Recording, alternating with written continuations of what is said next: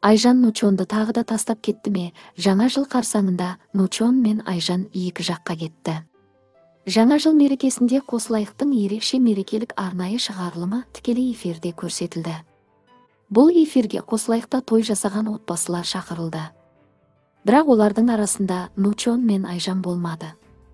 Желі қолданушылары Айжан мен Нучонға неге эфирге келмедің, неге шақыру жібермеді деп шағымданды. Бұл сұрақтарға Айжан әлеуметтік желідегі парақшасында жауап берді.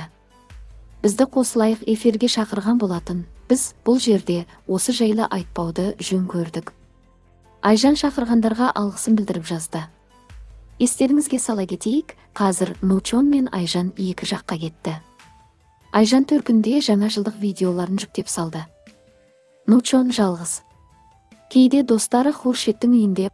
Желі қолданушылары Айжан туралы сұрағанда Нучонда ештеңе айтпады. Бірақ олардың ажырасқаны туралы ресми ақпарат жоқ. Естеріңізге сала кетейік, өткен күзде Айжан Нучонды тастап төркінге кеткен болатын. Айжан Инстаграм парақшасында Нучонның анасымен және әпкесімен ұрысқаны туралы ауыр сөздер жариялады. Біраз уақыттан кейін Айжан қызымыз Нучонның анасынан кешірім сұрады. Және Нучонмен қайта қосылған болатын. Олардың Әмір есімді ұлдары бар. Нучон мен Айжанға бақыт тілейміз. Олар ешқашан ұрыспай, бақытты өмір сүрсін. Кейбір желі қолданушылары Нучон мен Айжанның Қосылайықпен кикілжіңге байланысты эфирге шықпағанын айтады.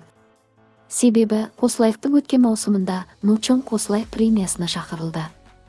Сол кезде Ақтөре бастаған редакцияның бір топ жақын адамдары Нучонға ауыр сөздер айтты. Тіпті Диана ханым Нучонға ауыр айтқан болатын. Бірақ Нучон Диананың айтқанына ренжімегенін, оның артында редактор мен Альмира ханым тұрғанын айтқан болатын.